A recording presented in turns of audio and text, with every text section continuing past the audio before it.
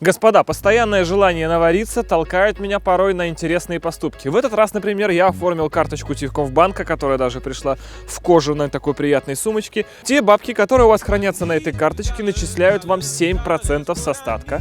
Постоянно. То есть можно сэкономить немножко на инфляции. Расплачиваясь этой карточкой в тех же ресторанах, кино, заправках, в общем, делая все то же самое, что обычно, вы получаете кэшбэк. То есть часть денег с покупок еще возвращаются обратно. Плюс сейчас действует специальное предложение. Пройдите по специальной ссылке под этим видео и получите увеличенный кэшбэк 5% на всю автотематику, заправки, мойки, автосервисы и магазины запчастей. В общем, это способ, используя ту же самую, казалось бы, банковскую карточку, что у вас сейчас, наваривать с этого гораздо больше денег. Если вы всему этому не верите, проходите по ссылочкам в описании прямо сейчас и делайте выбор в сторону очевидной выгоды с Тиньковым. Еще раз, все ссылочки будут в описании.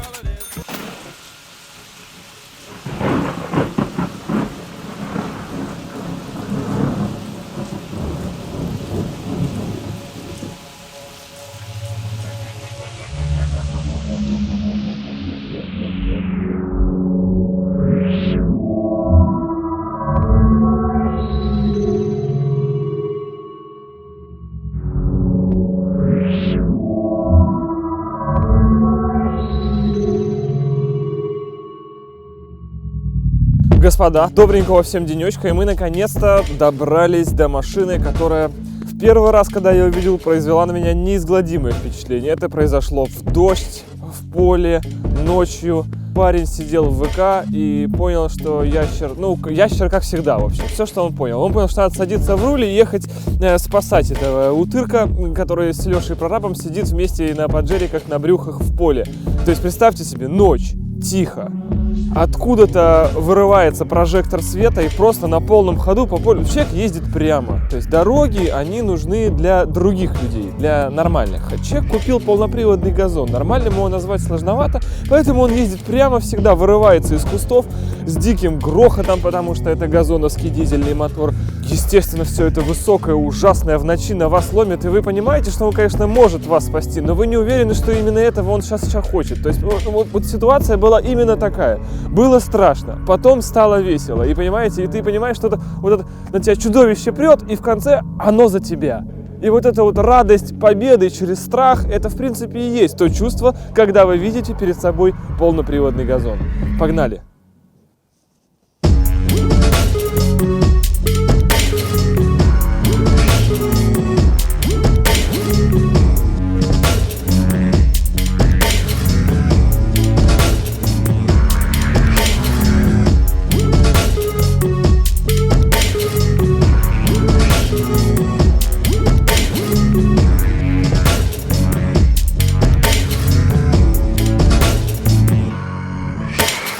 По технической части, смотрите, вообще эти газоны назывались садко в свое время, когда их выпускали, сейчас они называются просто газон. Всем уже до фонаря, что это садко, но как это было реализовано? Значит, мы берем газон обычный, то есть рама совершенно обыкновенная, она не усилена, а мы берем обычную газоновскую кабину, обычный газоновский двигатель. На этом, в принципе, что у нас? На этом все обычно и заканчивается. Естественно, мосты у нас совершенно другие. У нас, как оказалось, даже рессоры другие. Сами понимаете, что трансмиссия полностью вся другая. Это коробка и раздатка. К раздатке у нас еще вал отбора мощности, в данном случае приколхожен. В общем, там уже дальше шли комплектации. Но, тем не менее, если у вас когда-то был газон, вам все это более-менее понятно по ощущениям. Передачи также втыкаются. Здесь еще нет делителя. Здесь обычная коробка в том понимании, в каком она должна быть. Все вроде как в обычном грузовике, но здесь уже есть крутая геометрия, потому что этот газон выше немножечко, чем обычный, поскольку у нас сейчас просто будка еще 131 зила, поэтому получается он такой длинный. Но вообще газон, плюс ко всему, если сравнивать его, скажем, с теми же зилами, он короче. Соответственно, в плане внедорожной движухи он получается сильно проходимее, потому что база, соответственно, угол въезда рампы становится просто феерическим.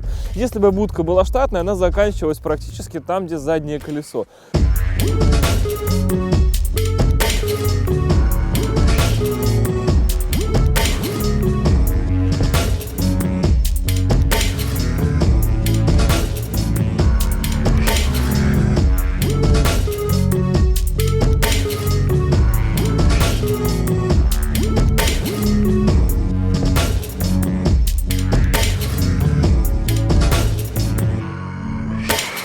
Плюс ко всему, в данном случае у нас из тюнинга это, естественно, не штатные колеса, колеса от 131-го. Диски это вообще дикий колхоз, замес там из зила, газона, токарей и боли, скорее всего, в поисках всего этого, да?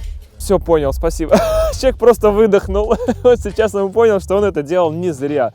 То есть автомобиль, ну самое главное, чтобы вы понимали, автомобиль взят на... Я спросил, вот зачем? Сказал, зимой типа на заднем приводе некомфортно. Вы тоже берете полный привод, потому что на заднем некомфортно. Но человек не будет брать Subaru, он все-таки нормальный человек. Он взял газон. Господи, жесть какая. Ну, слушайте, каждый прикалывается по-своему. Такая тачка нужна зачем? Чтобы ураганить, понимаете? Вообще обычно их берут коммунальщики, это вахтовки, это все-таки как бы сложные условия, это какая-то стройка, это дорожники. То есть эти машины первые идут там, где позже проедут все остальные, в том числе. Конечно, они идут не сами, первые идут трелевочники, а эти уже после них. Тем не менее, на сегодняшний день, если вы такой вот успешный мужчина, и у вас уже все, в принципе, в жизни есть, вы можете купить какой-нибудь внедорожник, то есть как все, или, блин, газон. То есть, ну, затейник, конечно, парень, затейник. И он говорит, что у него в кузове стоит... вот что в этой будке? Всем интересно. Он сказал, что там стоит диван и бензопила. Сильное заявление. Проверять я его, конечно же, не буду. С будкой рубрика «Почувствуй себя старым». Будка старше тебя в 2 раза, как правило. В 82-го года она непосредственно военная, использовалась раньше под электростанцию. Закрой глаза скорее, кто-то ходит за окном и стучится в двери. Дили-дили-бом, кричит ночная птица. Он уже пробрался в дом, к тем, кому не спится. Он идет, он уже близко.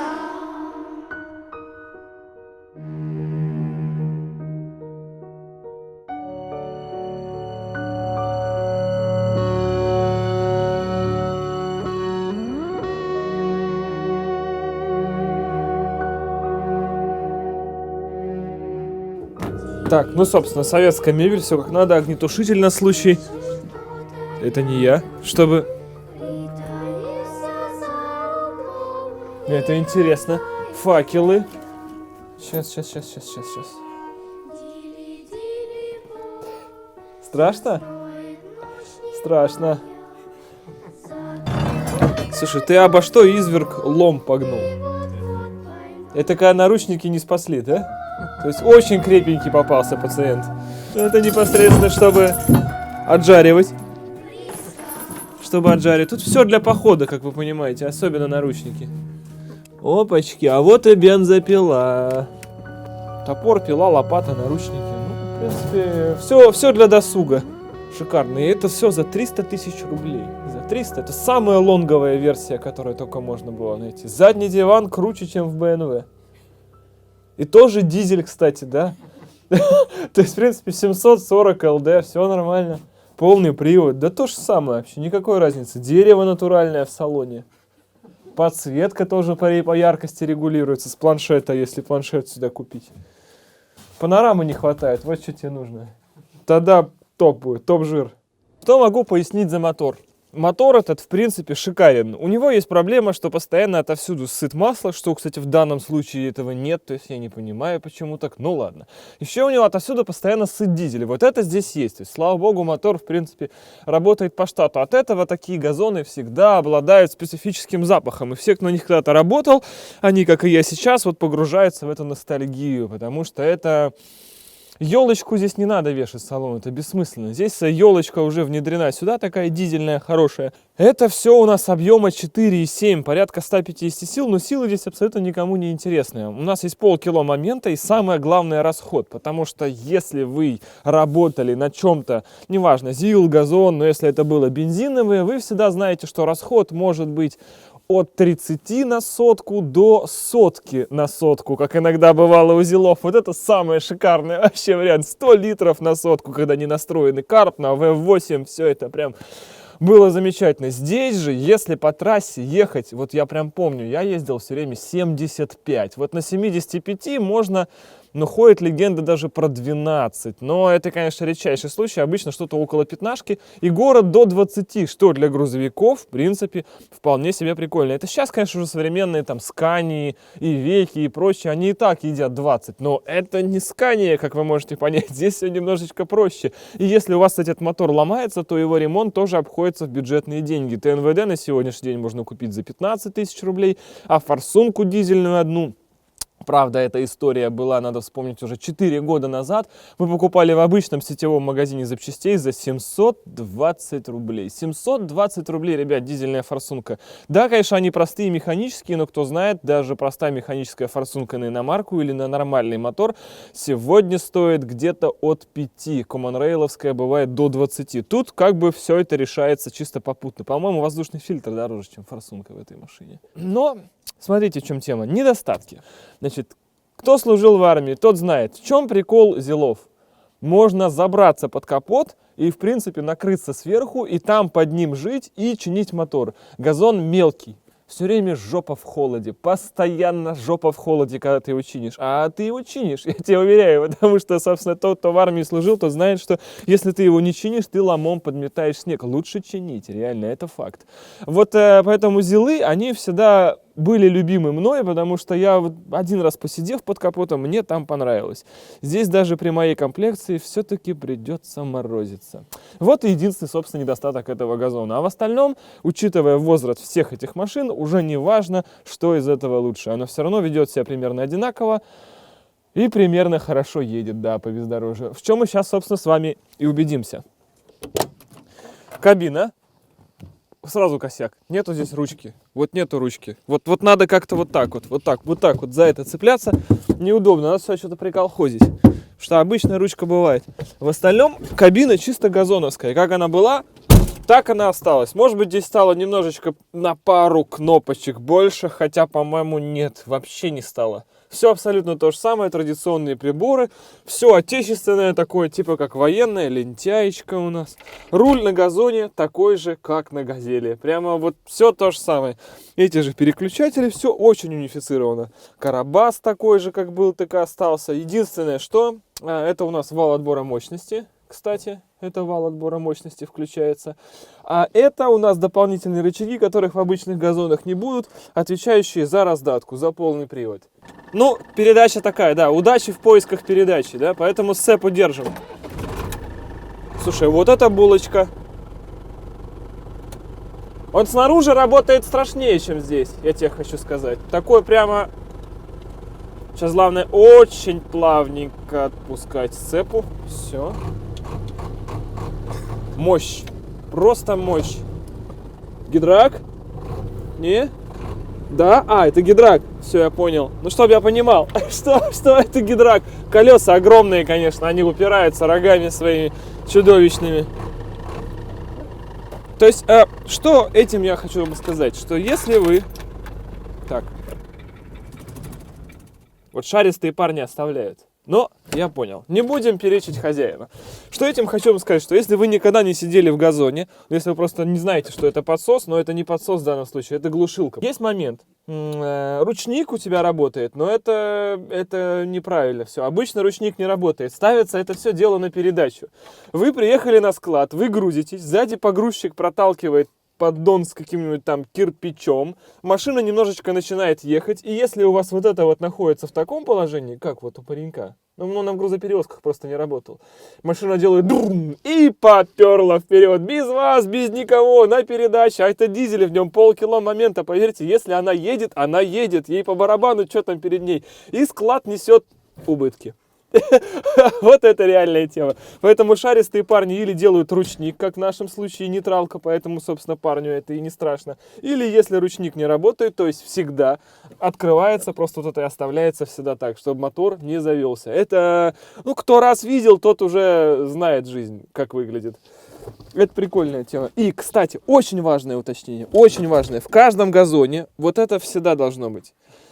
Если кто-то из вас, вот они даже смеются, но они смеются Потому что, типа, на самом деле, ребята, это нормальная абсолютно тема. В КамАЗах, вообще во всем полноприводном всегда с собой должны быть сапоги. Я когда работал на газоне, у меня хоть он был и заднеприводный, и обычный, но сапоги у меня тоже с собой были. Потому что на стройку приехал, а там грязи, ну, как бы значительно выше колена, понимаете? И сапоги, конечно, не спасают, но хоть какая-то уверенность в себе появляется, когда они есть. Это бардачок, это фуфлыжная тема. В нем как бы документы не повозишь. Он чисто вот для, видите, детали и еда. Это когда детали не помогли, начинаешь есть. Ждешь того, кто привезет другие детали. Но это, кстати, блин, ребят, это все смех смехом, но это такая прожитая история, что вы не представляете, насколько это правда на самом деле. Так, господа, знаю, что немного шумновато, потому что все-таки техника строительная, узкого назначения, но... Тем не менее, передача вошла, и мы пробуем без понижаечки на полном. Вот это ощущенница. Вот это ощущенница. Так. Слушай, очень легко идет. Прямо очень. Я не знаю, пройдет ли сзади фронтерик, который за нами держится, но меня все устраивает. Слушай, да нет, что комфортно. Капец, как комфортно, да? Понимаете, полноприводный газон, в нем, ешь ты моё, что нас еще и заносит, в нем более жесткие рессоры, чем в обычном, он же не гражданский, он немного и выше, и злее, соответственно, все, оператор в шоке, соответственно, все возможные препятствия вы чувствуете прям, вообще конкретно чувствуете. Не, фронтерик еще держится, все нормас. Значит, что касательно внедорожной составляющей всего этого, понимаете, мы, конечно, можем вам все это показать, но если мы застрянем, нам край. Слушай, вообще, он на самом деле не очень-то зацеп имеет по такой погоде. Понятно, что у нас злые колеса, там типа шашечки, все дела, но, ребятушки, это все не очень сильно влияет на гололед, потому что гололед-то он любит резину помягче, а у нас она пожестче. Так, ну что, валим его на бок, не? Аккуратненько, вот уже. И давай потихонечку.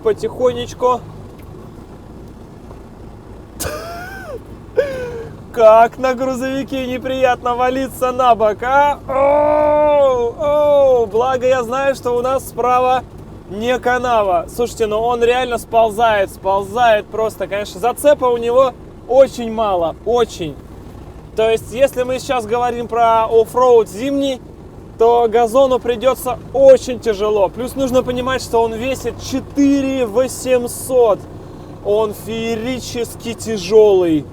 Он просто феерически тяжелый. То есть, если будет какая-то болотина сейчас у нас, а именно туда мы и едем, то в болотине, конечно, он встрянет. Причем встрянет так нормально. Очень высокий автомобиль. Очень высокий. Как он валится на бок прямо. Мама дорогая. Очень сильно валится он. Ну-ка. Но он не заедет. Он ходом прям не заедет.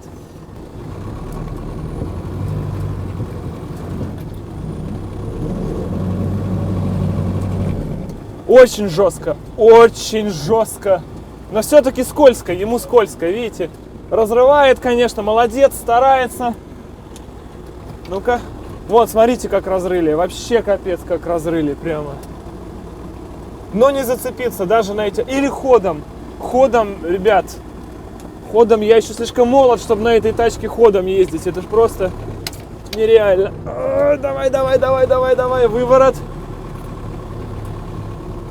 Не, ну прет он, конечно. Ощущение, ребята, это не автомобиль, это уже какая-то, ну прям спецтехника, это трактор.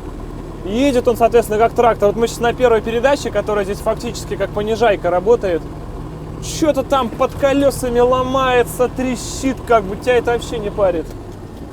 Сцепление такое, ребят, что нужно иметь очень уверенный присед. Очень уверенный присед, чтобы на этом сцеплении не уставала нога. Поэтому эти машины, они больше для такой, знаете, долгой, размеренной езды по прямым дорогам. Но не для частой работы с сцеплением, как сейчас мы делаем. Давай, таращи. Ну как она валится на бок, ешь ты, вообще прямо ужас какой-то. Все, мы сейчас все опрокинемся нафиг, но нет. Старая тема, видите, стекло опущено, знаете, что это? Это когда у вас в вашей тачке кредитной стекла потеют, вы кондей включаете. Пацаны включают свежий воздух, и все нормально. Слушайте, да, рулем нужно приспособиться, рулем на опережение работать, потому что настолько нету связи колес с рулем, что ты только по картинке понимаешь, что ее куда-то ведет. То есть абсолютно руль, он как вот джойстик в игре, опять же, вы его крутите и все. А что там с колесами происходит? Если в колеса поступает удар, он на руль не передается абсолютно. Вы не понимаете вообще, в чем суть.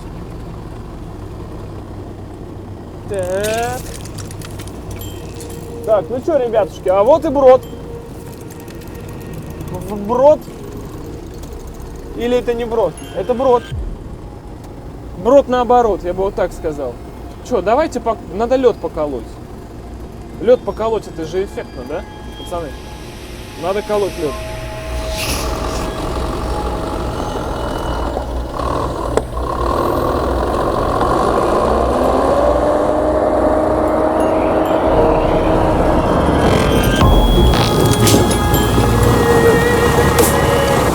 Очень жестко.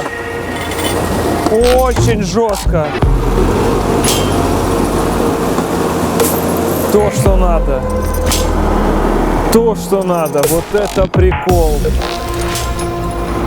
Вот это прикол. Понимаете, что при такой толщине льда, когда сюда заезжает джип, как это происходит? Джип едет, лед проломился, все, джип встал. Причем этим льдом джипу крошут морду, джипу крошут радиаторы, подвеску, пневму, если она есть, и все. Вот поэтому нужна такая высота и такой бампер, чтобы он им крошил. Очень жестко. Какая толщина льда, посмотри, сантиметров 10-15 прямо. Он не останавливается, ты посмотри. Вошел во вкус.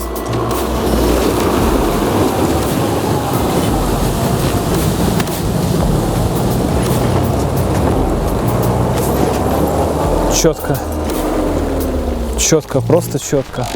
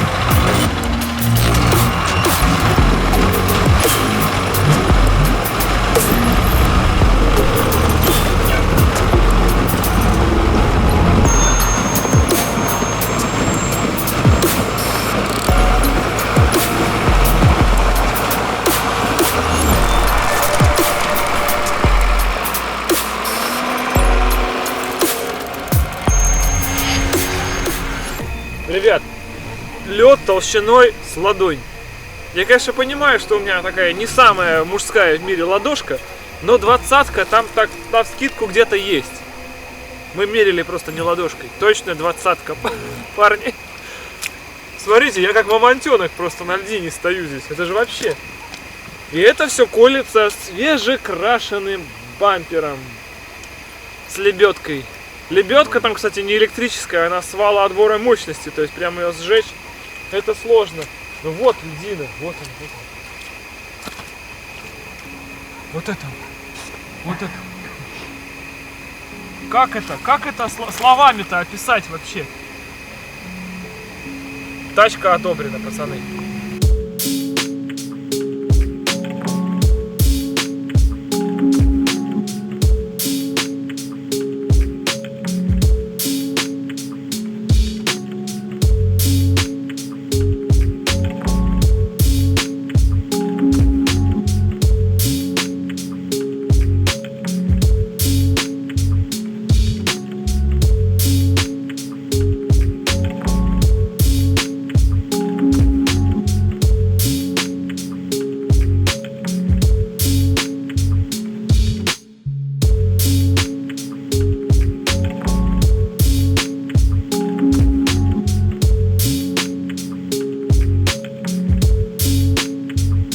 Чтобы вы понимали, брод сейчас вот так, это все весело, это все здорово, но после таких мероприятий, даже такой жесткой тачки, все равно надо к врачу провериться. Потому что у нас мосты, верх моста заканчивается на нижней части бампера, а машина тонула чуть ли не по верхней части бампера. То есть надо посмотреть сапуны, не выведенные, не помнишь, и масло не менялось. То есть чем это чревато? Если там сейчас туда попала вода, нужно менять масло в обеих мостах. Это, кстати, не бюджетно может быть, потому что масло там 14 литров трансмиссионки. Это может под 2 косаря встать, если хорошую заливать. Но это же газон. Я думаю, очень хорошая зальем. Правильно. Которая 20-литровая бочка на 300 рублей. Шикардос. В принципе, когда машина часто лазит брод, я вам хочу сказать по секрету, такое масло и заливает, чтобы его потом сразу же поменять. Плюс в идеале нужно будет что-то это еще подсмазать, посмотреть. Лебедку, может быть, залила. Она хоть и не электрическая, ей не страшно, но в ней тоже есть редуктор, потому что работает она от вала отбора мощности. Да, ее практически нереально спалить, там можно только срезать зубья, но тем не менее, после таких мероприятий, даже такой жесткой техники все равно нужна ласка и смазка. По подвесочке. Самое главное, понимаете, в этой тачке подвесочка. Ведь вы будете задумываться, брать мне какой грузовик? С независимой подвеской или на мостах? Естественно, он будет на мостах, других грузовиков у нас никто никогда не делал. Ты что, опомнись? Что ты несешь? Значит, рама, неразрезные мосты, перед-зад. Перед в данном случае тоже ведущий, поэтому там, по сути, то же самое, только с поворотными шарами. Короче, как на твоей Toyota Land Cruiser 100, только надежнее, чтобы ты понимал. Ну, сальники, конечно, не такие надежные, если это тонет к херам постоянно, но, тем не менее, момента держит больше, это нужно понимать. Плюс в этом есть блокировки. Нужно по технической части, кроме колес, машина сток. Штатные блокировки, штатная раздатка, штатная коробка. Вы прекрасно видели, как это все работает. Оно работает, Вася, отлично. Но рама фуфло. Рама обычная, оставлена газоновская. Получается что? Смотрите, газон в стоке весил где-то 3. И грузоподъемность у него, соответственно, через это была, по-моему, тоже там типа 3,5 или что-то такое. Здесь, при этой раме, у нас поставлены более мощные, более тяжелые агрегаты. Таким образом, грузоподъемность автомобиля итоговая, чтобы он по паспорту вписывался в полную массу, какую? 6800, 7 тонн. То есть, получается, сам он весит 4800, а 6800 полная. Таким образом, у этого чудовища грузоподъемность упала и составляет всего 2 тонны. Типа это не очень хорошо, кого? Тебя это парит? Меня это тоже не парит. Пацаны, вас это парит? По-моему, все отлично. 2 тонны можно телочек нагрузить и через озеро с ними едешь. Вот, в принципе, такой план преследовали эти люди. Тормоза. Пневматическо-гидравлические. Здесь они, конечно, замутили. То есть у вас сначала от педали идет пневмо, клапан открывается, как обычно. Пневмо давит на гидроцилиндр. Гидроцилиндром по магистралям прогоняет тормозуху. В этом месте стоят еще одни какие-то цилиндры. Соединение гидро давит в гидру. что за срань, короче, и уже потом только это все давит тормоза. Поэтому ощущение странное, я когда с горки задом катился, вроде и пневма, а все равно давить придется сильно, хотя фиг ли сильно давить, там клапан пневматически открыт, там уже сильнее ты давишь, не сильнее, неважно. Но вот это странная тема, я бы все-таки ставил полностью пневматические тормоза, здесь они еще более гражданские, и здесь есть АБС. Работает она? Нет. Правильно, это идеальное сочетание из 3 букв. Нихуя нет, не надо путать. Соответственно, но блок АБС висеть остался, есть даже осушитель для штатной пневмосистемы, потому что все-таки от педали-то у вас пневма идет. И больше она ни на что здесь не используется. Капец, только ради одного вот этого вот первого пневматического цилиндра подкачка, да, подкачка точно. Но подкачка работает у нас? Правильно, нет. Опять же, нет. Ну, короче, много вот таких приколов. Но, тем не менее, машина была куплена за 300 тысяч рублей. В нее вложено с учетом резины, ну, максимум 100, да, или больше. Короче, красная цена этому автомобилю на сегодняшний день, которая, ну, вернее, та цена, в которой она обошлась владельцу, это 400 тысяч рублей. Значит, нам от вас требуется тачка за 400 тысяч рублей и марш на карьер. Я посмотрю, кто из вас выживет здесь. Мажоры. Сраные. Все. Покупали себе ренджей. Ублюдки. Короче, мужики, я обращаюсь к вам. Американские всякие внедорожники, рамные, немеренные, какие-то бигфуты строите, хаммеры покупаете на огромных колесах. Говно. Все ваши тачки говно. Они стоят миллионы рублей. Я сомневаюсь, что вы вот так сейчас резко могли колоть 20-сантиметровый лед. 300 тысяч рублей по закупке, плюс немножечко подшаманить туда. И на болту мы вертели ваш весь импортный автопром. Лошары. ГАЗ-33081. Америкосы, идите. Трампч. Да, парни, я забыл. Огромной вам всем удачки и пока.